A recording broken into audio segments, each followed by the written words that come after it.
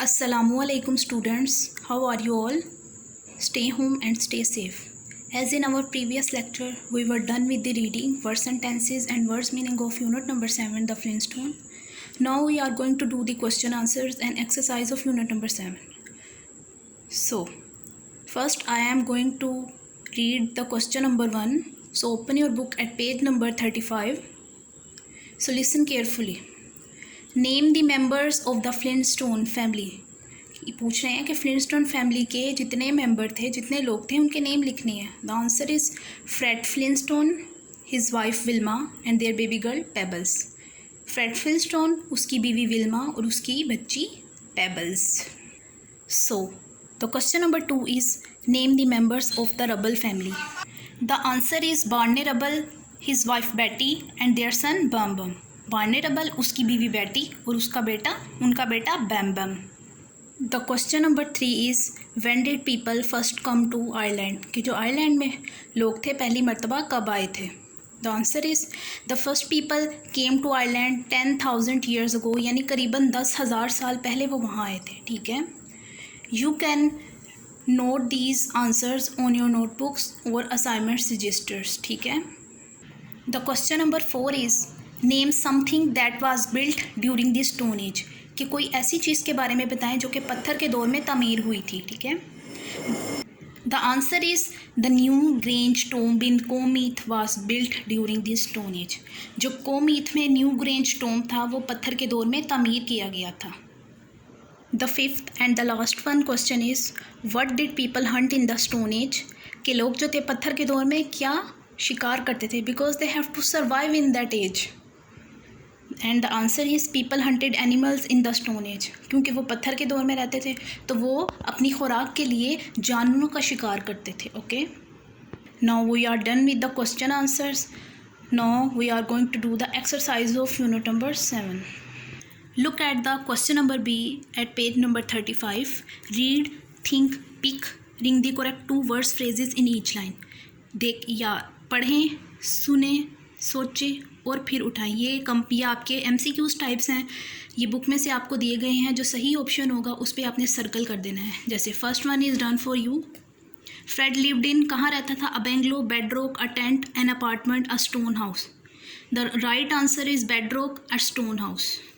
Question number two Fred travelled by, किस तरह सफ़र करता था। Stone car, train, foot, spaceship, bicycle. वो स्टोन कार से सफ़र करता था। The right answer is stone car.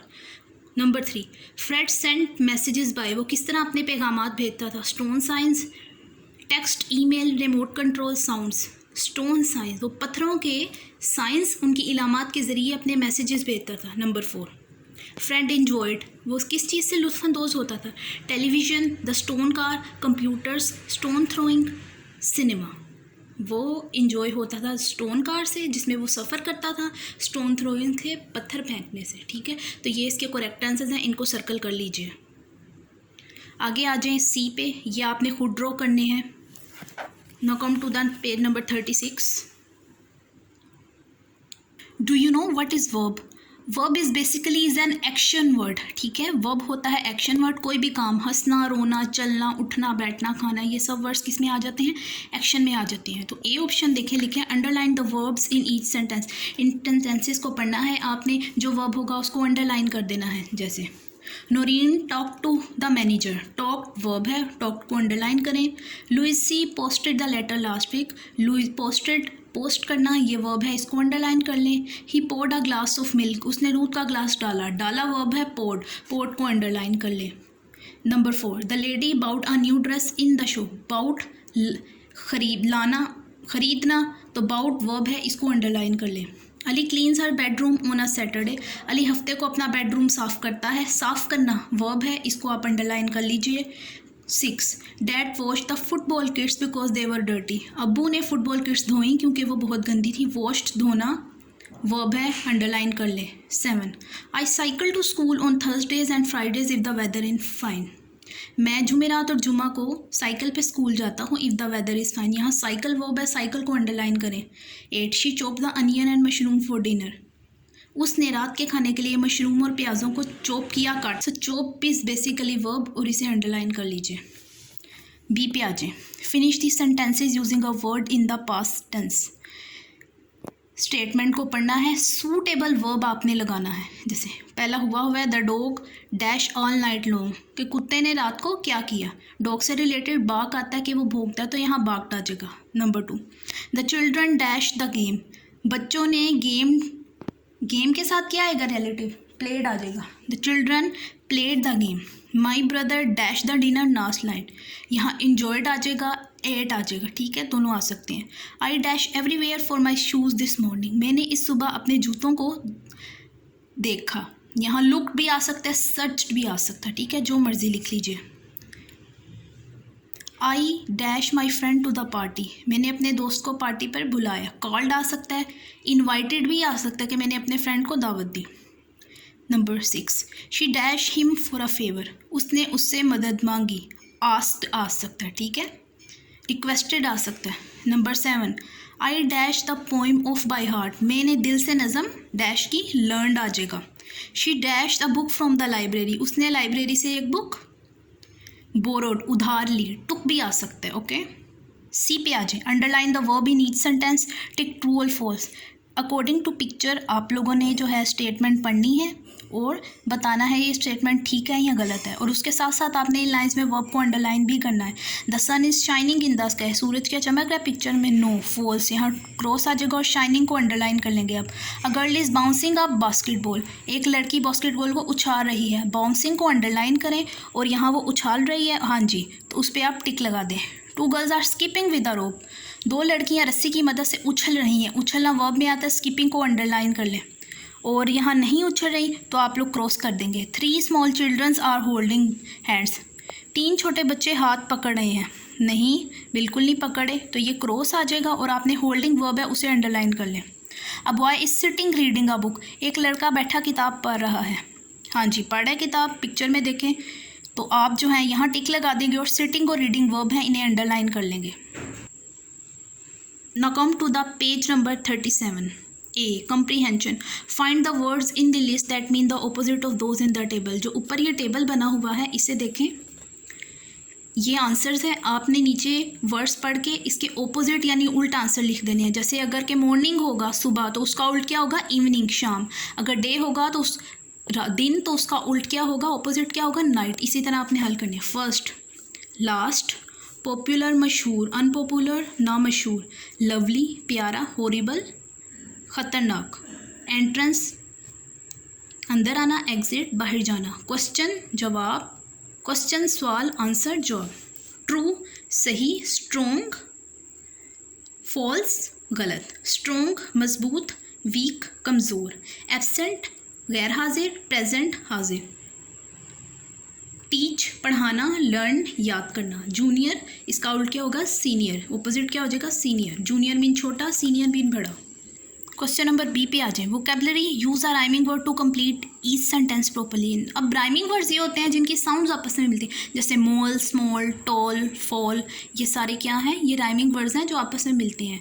तो अब इनमें मैंने जिन वर्ड्स को अंडरलाइन किया है, आपने इनके राइमिंग वर्ड्स यानी इनकी साउंड से मिलते जुलते वर्ड्स आगे ब्लैंक्स में लिखने हैं। We always meet at the end of the dash, meet के साथ क्या मिलता है, वीक आ जाएगा, मिल रहा है ना, साउंड आ रही है तो यहाँ वीक लिख लेंगे, ठीक है। आगे, the boy didn't know how to dash, लड़का नहीं जानता था कि कैसे डैश बनाते हैं। नो, अब नो का राइमिंग वर्ड यहाँ आ जाएगा रो, के कैसे लाइन बनाते हैं। The old tree stump looked like a dash, old tree stump होता है दरख्त का कटा हुआ हिस्सा, तो उन्होंने कहा वो हम्प यानी एक ढलवान की तरह लगता है। स्टम्प से रिलेटेड हम्प है, साउंड्स मिल रहे हैं, ठीक है। Number 4, she bought a new gown in the dash, उस वो दुकान, वो कस्बे में, गाउन कहते हैं लिबास को, तो गाउन से मिलता जुलता राइमिंग वर्ड्स क्या होगा, टाउन होगा, ठीक है। She bought a new gown in the town, वो कस्बे में, दुकान में नया लिबास लेके आई।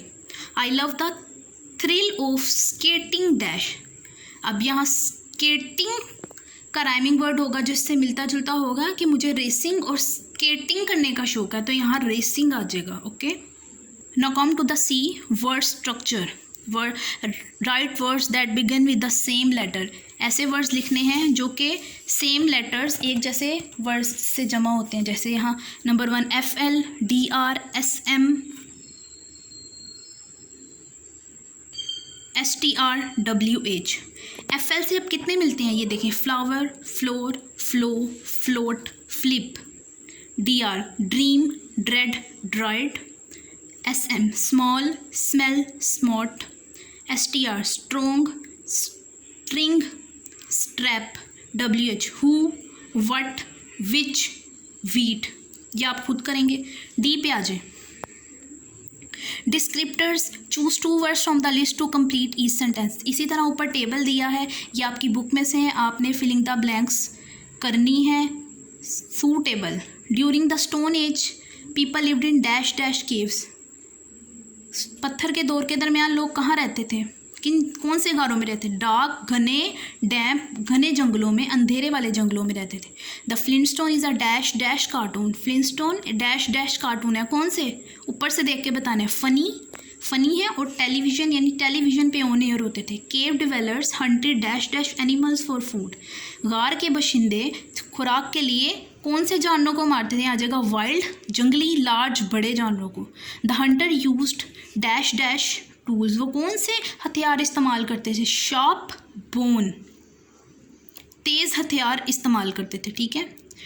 Number 5, dash dash dinosaurs Rome the earth long ago.